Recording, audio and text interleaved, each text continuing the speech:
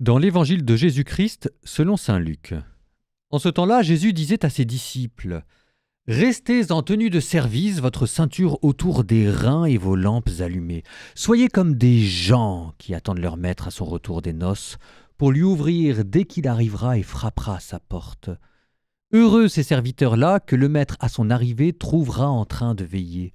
Amen, je vous le dis, c'est lui qui, la ceinture à la main autour des reins, les fera prendre place à table et passera pour les servir. S'il revient vers minuit ou vers 3 heures du matin et qu'il les trouve ainsi, heureux sont-ils. »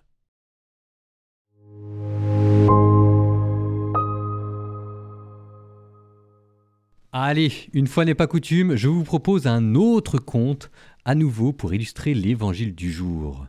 Le roi et le tzigane. Il était une fois un roi qui, lassé de la vie monotone de la cour et des flatteries de ses courtisans, décida d'en savoir un peu plus sur le comportement de ses sujets et de ses serviteurs. Il se déguisa en voyageur et quitta son palais incognito. Il erra à travers le royaume, observant comment les gens se comportaient en son absence.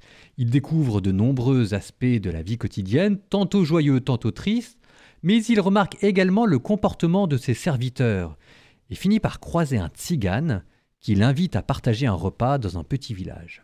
Le roi accepte et s'assied avec lui.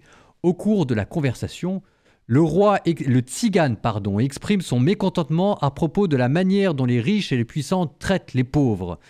Le roi, intrigué, écoute attentivement les paroles sages du tzigane. À la fin de leur repas, le roi, impressionné par la sagesse du tzigane, lui révèle sa véritable identité. Le tzigane, stupéfait, s'incline et dit : « Majesté, je vous avais traité comme un ami et non comme un roi. » Je m'arrête là. Le conte se termine en disant que le roi, touché par la franchise, décide de faire appel au tzigane et lui confie le gouvernement de son royaume. Mais je vous laisse méditer sur cette phrase. « Majesté, je vous avais traité comme un ami et non comme un roi. » Quelle est la plus belle phrase, le plus beau titre ? Ami ou roi ? Et quelle est la meilleure manière de servir un roi, sinon de le servir comme un ami ? Je ne vous appelle plus serviteur, je vous appelle ami, disait Jésus.